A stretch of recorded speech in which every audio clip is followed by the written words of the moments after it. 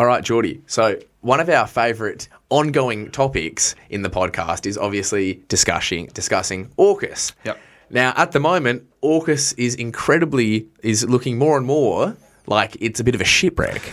That it is, James. That it is. But luckily for the Australian, the Warhawks in Australia, who want to increase our defence capabilities, an alternative has been found, or an alternative has surfaced, would you say? Yes. Surfaced from the depths. Potentially, like James. a submarine. As you said, AUKUS, I think we will be covering for the next 30 years of my life. Yep. For better or for worse, we'll continue to talk about the trilateral security agreement between Australia, the United States, and the United Kingdom. Yep. And yeah, as you mentioned, the shipwreck that this thing will become. Yes. That it is and will continue to be. Look, I should just say straight away, I'm not a military analyst. Yep. I do not come from a military background. Yep. However, I think talking about these things is very important. Of course. More people should. There is not a great debate around AUKUS here in Australia, and it will have profound effects upon Australia and the globe. So, Of course. And it will impact every Australian. I think that's why it's important, like you said, for it to be spoken about and Definitely. for it to become a topic of public discussion. yeah, which it isn't, and that's one of the problems is that there's media releases here and there about developments in AUKUS. However, much of it is layered in secrecy, as the government wants it to I think be. most of the public would not know what AUKUS is. No, they wouldn't, that's for sure. So, I don't know if you've been paying attention to developments here in Australian domestic politics, James. Again, to keep using the puns, a few have surfaced. That I've that's seen right. recently. So the Albanese government's been taking a lot of flack at the moment for its secretive governing. So just the other week, it proposed to amend the Freedom of Information Bill, which gives the public access to government documents that would otherwise be held in secret. I don't know if you saw this at all. I did see that. There's going to be a cost. Yeah. So basically, this act is meant to promote transparency and ensure that we, the public, have access to ministerial and cabinet documents, which give a glimpse into the inner workings of government. Journalists use these a lot to just... Well, I think it's only about $50. Not to cut you off, but Yeah. it's a relatively low fee, I believe. Yeah. Respectively, but the fact that there's a price on it at all. So they put a price on it. They're obviously making it a lot more difficult. As I said, though, it's really important to open and transparent government. Journalists use this a lot to actually, I guess, go inside and see what's happening in the halls of power and are actually able to report on it.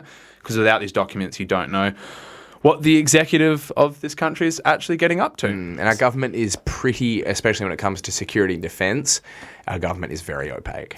Yeah, definitely. So the more light we can shine, the better. So I'm not going to get into the actual amendment of this bill. However, I just wanted to point it out because some of the information that's been leaked from these FOIs are to do with AUKUS.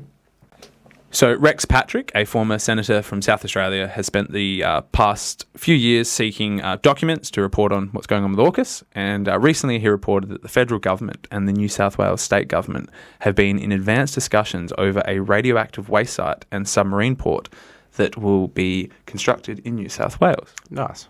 Rex Patrick has since then tried to pursue public documents and has been rejected at every stage.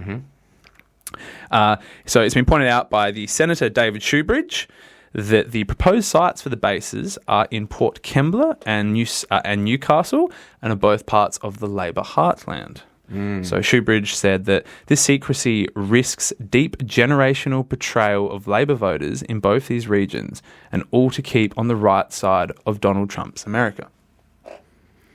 Shoebridge seems pretty unimpressed. So too does his counterpart in the New South Wales Legislative Council, Sue Higgington, who told reporters that the Premier Chris Minns is picking up where Peter Dutton left off with a plan to dump nuclear waste at sites in regional New South Wales. Minns is going further by hosting nuclear subs. He's making us and our ports vulnerable to military targets, and it's all happening behind closed doors. So no public consultation. You pretty much get a nuclear waste dump in your backyard, and you also might get hit by a Chinese ICBM. That's exactly right. And it's all these things, man, they just further deteriorate people's trust in government, which across the West is at an all-time low. Absolutely. So it's just, And also as well, again, just to point this out, nuclear power is illegal in Australia. Whether you think that's right or wrong, that's beside the point. It is illegal. Yeah, that's exactly right. And just the least they could do is have these things open to public debate. And anytime there is any sort of dissent within inside the party, especially the Labor Party at the moment, is just crushed. And people are pushed out for dissenting against AUKUS, which is really concerning to see. So across the other side of the continent, in Western Australia, the government has placed a $12 billion down payment on the Henderson Defence Precinct, which will cost $25 billion over the next decade. This facility will build and sustain surface vehicles and host the AUKUS nuclear submarines. So the Defence Minister, Richard Marles, reported that this is about being able to sustain and maintain Australia's future submarines, but it is very much a facility that is being built in the context of AUKUS. I would expect that in the future, this would be available to the United States. Well, I'd hope not, but I guess he's using that as a selling point, I guess. Yeah, This is where me and him, I guess, we'll have to agree to disagree on that on that point there. But That's a lot of money, man. It's a lot of money, man. And the issue is, once again, I've said this over and over, it's not about Australia's sovereign defence capabilities. It's about hosting US military assets in this country paid by us, the taxpayer. Of course. And that should really outrage people. Yeah. And do you know what? Look, I mean, US protection isn't actually... People don't view it very well right now. We recently had the attack in Qatar, where the US actually facilitated an attack by one of their proxy states, Israel, against another one of their proxy states, Qatar. And completely let it happen, even though they have a security agreement with the Qataris, and the Qataris have outsourced their defence to the United States. So and now that's what we're doing. And that's what we're doing. So it doesn't mean much. No, it doesn't. No. And what's so sad to see is that we have the officials like Richard Marles from the Albanese administration going over to Washington to shore up the AUKUS agreement. Basically going to the imperial city to just beg for defence. That's so sad. It's incredibly sad. I always thought that we were a bit above Europe. You know, we've seen all the European leaders kowtow to Trump. We covered that a couple of weeks ago. And I've always thought we'd have a bit more kind of fortitude. Yeah. But we are exactly the same. And this is happening as the Pentagon is conducting the review of AUKUS. And obviously the Trump administration is pressuring Australia to pretty much double its defence spending. It's a lot of money. Yeah. So not only are we building infrastructure to host US military assets, but they're saying you need to buy more of our weapons. Yeah, right.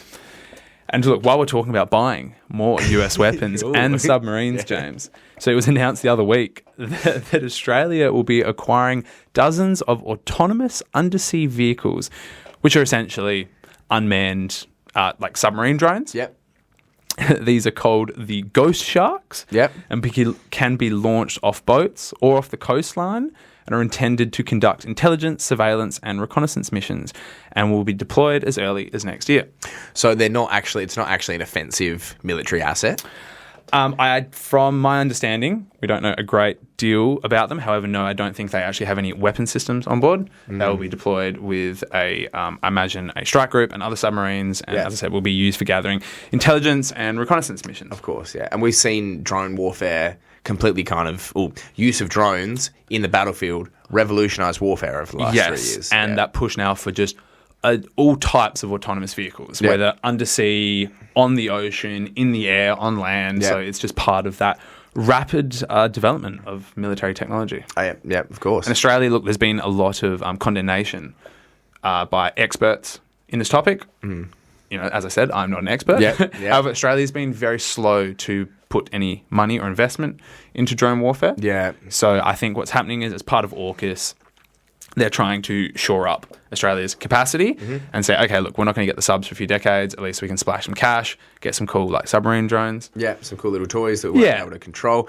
But that's interesting. So do you think this is a sign that our defence establishment isn't on board and that AUKUS is in fact a leaky ship, so to say, to keep these puns going? Do you think there are people in our defence establishment who are sincerely no, we are ideologically and strategically still on the same page, but we do not want to... This AUKUS route isn't the best route to go down in terms of the submarines. I think they know that it is a leaky boat. However, they're on the vessel and they have to commit to it. So they're going to keep committing to AUKUS. They're going to keep investing money into the shipyards. They are going to push to build these AUKUS submarines here in Osborne, South Australia. Yep. This is going to happen. However, because they realise all of the problems that us and many other people point out, they're, as you said, trying to shore it up, investing money into these Ghost Sharks, into other capabilities, and splash as much money as possible at it. Yeah. And this is what the US are doing. They're pressuring us to keep buying more of their weapon systems, to commit to AUKUS, because they want to use Australia as a naval base, as a kind of a geostrategic hub to contain and counter China. Yeah, of course. And then again, push back from Australia northwards and project power into the Indo-Pacific, of course. And I guess if you're an Australian leader, when there's this much money and imperial hegemony on the line, would it be safe to say that if you're an Australian leader and you turned around and just ripped it up, do you think you'd be made to walk the plank to keep the maritime puns going? No, but seriously, I think your career would be over one way or another. I think that there's that much momentum and capital behind this. Especially if you're a politician from either of the two main parties. I guess unless we have a significant political revolution per se, in the sense that there is a party comes forward with a radical break from the kind of foreign policy duopoly, it's impossible for any politician to step away from this. Of course, yeah. So I guess everyone's just, doing the thing that Europe has done where you just keep going forwards, and then you hope that you're not going to be the one there at the helm of the boat when the shit hits the fan, so to say. That's exactly right. And James, while we're talking about these Ghost Sharks, you actually pointed this out to me a little while ago. This was just the other week when this is announced. The Ghost Sharks are produced by a weapons defence company called Anduril. Anduril. Yes. Anduril Australia. Yes, of course. So they are... I've noticed we've talked about this quite a bit, actually. Yeah. I've noticed a really disturbing trend in US AI deep state tech monopolies that they love to appropriate Lord of the Rings terms. They do, yes. So we've got Palantir, obviously, which is kind of like the data conglomeration founded by Peter Thiel, and obviously Palantir is, if anyone's familiar with Lord of the Rings, it's one of the seeing stones, so you can pretty much see anywhere and know everything. So I guess that's the purpose of Palantir, is just to suck up all your information so they know everything what you're doing. You got Anduril. I guess we'll talk about the maybe the meaning behind the name of that. That was the sword, Aragorn's sword. Yes, the King of Gondor, Aragorn's sword. Yeah. And the sword is also is known as well as the Flame of the West, I believe. Yeah, well, that is very fitting for these kind of people. And then I saw another one recently as well. It was a tech startup bank specifically for the kind of deep state military industrial tech sector, being funded by Peter Thiel and another gentleman who we're going to get onto shortly, known as Erebor. Now, if anyone is familiar with Lord of the Rings, Erebor is the mountain where Smaug the dragon in The Hobbit hoarded all the gold. So that seems a bit on the nose, doesn't it? It's very much on the nose. And should we just also point out that Tolkien, the creator of the Lord of the Rings universe, is turning in his grave. Yeah, no, not he would be. He is actively rotating very fast. Because he was very critical of the way that technologies were used to kill one another. Yep. He saw firsthand in World War I, I believe, and was quite scarred from the event. So. And I don't think he was necessarily a lefty, but I think he was very fearful of kind of how our capacity to destroy each other. Yeah, our capacity to destroy each other, and also how modernisation and further rapid industrialisation has actually was removing the humanity from humankind. Yeah, so James, the CEO of Anduril, Palmer Luckey, who, let's be honest, could be my favourite new tech oligarch, one of our overlords. He is a man that has a mullet, a very long goatee, and rocks a Hawaiian shirt. Yeah, but obviously you shouldn't judge a book by its cover. I'd never do that. Yep. But look, this is a book with an interesting cover. It is. So he is the creator of the Oculus Rift headset that most people may be familiar with. He went on to sell that to Meta, Facebook, for several $1 million. He then got a job at Meta and then was later fired because of his support for the Trump administration back in 2016. I believe he made a donation, and at that time, Mark Zuckerberg and the kind of liberal oligarchy inside Silicon Valley didn't like that. They were hedging their bets with the Democratic Party, so they pushed Palmer Luckey out, and he went out on his own and basically put, I guess, his capital, should we say, behind the Trump administration. Yes. And this is his launch of Anduril in Australia. Yeah. I'm on the world's largest island. My name is Palmer Luckey, and I'm bringing Anduril to Australia. Australia is the perfect place to set up a research and development base for our extra-large autonomous undersea vehicles. I'm here to find the best and brightest engineers to join Anduril on our mission to defend the Western world. Anduril Industries was founded to create and enhance U.S. and allied military technology because we believe that war is preventable when you invest in defense. The great thing about machines is that they're expendable. Human lives are not. Interesting that the company is named after Anduril the Sword, the Flame of the West, and his motto, his raison d'etre, is to defend the Western world. Well, that's very fitting, isn't it? It is very fitting. Yeah. Wow. I like that. He said this is the perfect place to develop. The perfect place to develop these new technologies. You have a completely pliant population and a completely pliant government with heaps of resources and heaps of money. Yeah. So perfect. And look, he is a very political man. He is quite well spoken, should I say? And he's not afraid to really, I guess, have a political vision that sits alongside the United States, at the kind of the highest level, the foreign policy elites. His vision of what the United States should be doing seems to perfectly fit alongside that. We have a very strong relationship with Taiwan. I've been there many times. In fact, I'm going there again soon. And I think that that strong relationship is actually one of the reasons that Anduril was recently sanctioned by the Chinese Communist Party. They announced that that they're going to seize all our Chinese assets and that we're prohibited from entering the country. Jokes on them. We don't have any Chinese assets. But it was in the wake of a recent deal that we did with Taiwan, getting them some systems that I think China, frankly, is really afraid of. They know that our systems are the real deal, and they know they can't jam them. They know they can't hack them, and that's because they're powered by AI.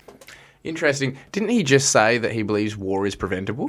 He did, yes. So here we go, trying to instigate another one, a really big one. Yeah. Interesting, though. But you know what, Jordie? I see the appeal. Yeah. I see the appeal because we're used to seeing these people like Peter Thiel, Alex Karp, Larry Ellison, these people who, when you look at them, are truly awful human beings. Yeah. And not only that, but I've thought of it quite a bit. When you look at someone like Peter Thiel or Alex Karp, there's no soul behind the eyes of these people. Neither of them have children. I don't think, I know Peter Thiel's gay, which is nothing wrong with that. But I think Alex Karp is, I don't think he has a partner. So it's like we're leaving the hands of the world we're leaving the future of humanity in the hands of these people who have no investment in the future of humanity. Yeah. And I think, quite frankly, hate humanity, to be honest. Yeah, and look, I don't think Palmer Luckey is any different. However, he kind of has some cool attributes. So he goes around and collects... No, he does. He goes around and he collects a lot of US like planes and boats. Yeah. And just drives around off the coast of Miami in these old, US ships. Yeah. It's cool.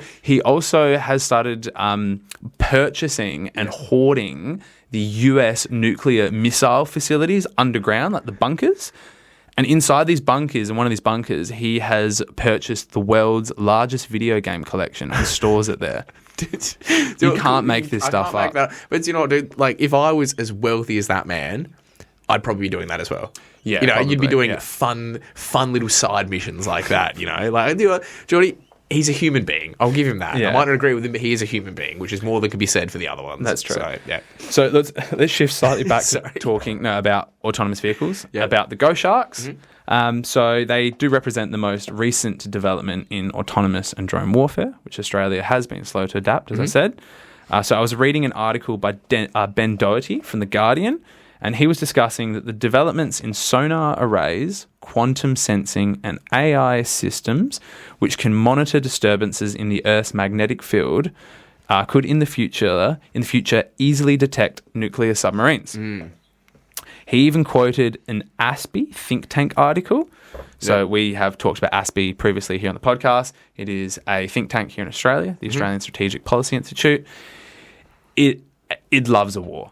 It loves military investment. The think tank is funded by the Australian government, by US weapons contractors, by the Pentagon itself, I believe, as well. Yeah, completely impartial. Yep. However, you should take what they say pretty seriously, because they do have some interesting reports. And so basically, this report argued that the development in these technologies could render the AUKUS submarines useless by 2050 as oceans become transparent. So it was interesting, this word they used, transparent, because this word comes from a report that was published by the Australian National University, and the report is titled Transparent Oceans. So I'm quoting the author from this paper. The author said, "The likelihood that the oceans will become transparent enough to render the subs essentially useless at some point in the near future is basically 100%. Interesting. It's just when, not if." They wanted to say, "We should be asking bigger questions about our defense posture. I think acquiring these nuclear-powered submarines really on..." Sorry. Let me do that again. Sorry. "We should be asking bigger questions about our defense posture," she said. "I think acquiring these nuclear-powered submarines really makes sense if you're wanting to contribute and join the much bigger conflicts in the region alongside the US." There you go. So I guess that's something that we kind of we actually talked about a lot when AUKUS was first announced. That's kind of been one of the main thrusts of our analysis. Yeah. Is that how just the mass of these submarines, they're so huge and they displace so much water no matter how deep you go. Yeah. You know, there's still a chance they could be detectable. And now you're kind of saying that, well, I mean, look, they will be rendered pretty useless by the time we get them all by 2050. Yeah, and look, it makes sense. These developments in AI are going to render the ocean floor transparent, which is pretty incredible when you think about it. If you look at, I guess, kind of the past 100 years of military technology, just from like World War I and World War II and those developments to the point now that we can basically detect and read and sense through all like mediums. That's whether pretty that's awesome. on the land, in the land, through water, in the airspace. Yeah, it really makes me sad that this is all a necessity due to the advancement of military technology and not the advancement of human curiosity. Correct. Because we That's still exactly have not, right. people always say, we've only mapped, 90% or only 10% of the ocean floor. That's kind of, the last frontier on Earth that we haven't gotten to. So, again, cool from a kind of creative kind of side of things, but the fact that it's necessitated by an increase in military technology. Yeah, that's right. And look, James, maybe you and I will both have a little go shark in the next decade, and we can kind of just deploy off into the ocean. We can hang out with Palmer Luckey. Cruise off the coast of cruise off the coast of Taiwan with the AUKUS submarines. I just thought I'd wrap the segment up also talking about the bat drone. I don't know if you saw this as well. No, I haven't seen the bat drone. So this is a drone developed by Boeing Australia. Once again, they try and sell this as Australian kind of manufacturing and ingenuity. It's always a US defense company that has its subsidiary here in Australia, and they're labelled as being produced, Australian made. When all the profits go back to the United States. Always. Whatever offshore bank account. Correct.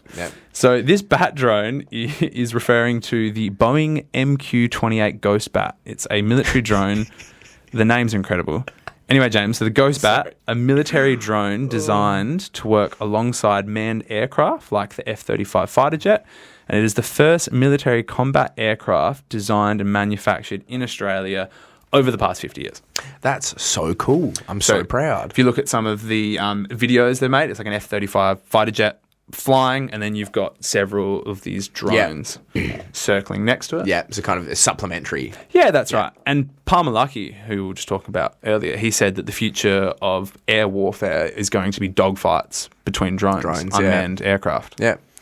Well, again, he's very prescient, and I guess that's why he's such a successful businessman, because they can see where it's all going, I guess. For sure. It really, again, another thing that bothers me, Jordie, we don't have any homegrown We need a homegrown military industrial complex. Yeah. Like, I don't want to keep buying this stuff from America. Like, Yeah.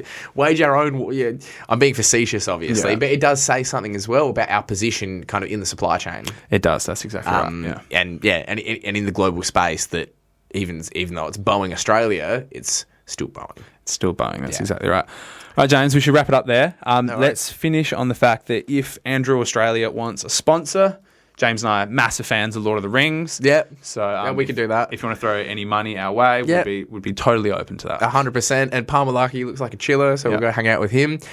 We will keep covering this in the future. We also have a Substack now. We do. So- You should probably mention that, James. Yeah. Yes, I should. No worries. Jordie has just published a pretty cool article about AUKUS, funnily enough. Very fitting. Left Hook Media on Substack. Go give it a whirl. It is a banger, and it might help you kind of maybe have a frame of analysis for the situation that Australia is in, and it might make a little bit more sense. To the Yeah, so we'll readers. be sharing it on our socials. It is an article that would be quite difficult to sit down and discuss. It's definitely an article that you, in my opinion, need to sit down and read and mull over. Yep. So if you're interested in reading a 1,000-word article on AUKUS, Yeah. please do. No, it's awesome. I can attest. Everyone, like, comment, subscribe. We'll see you all next time. Catch us later. Ciao.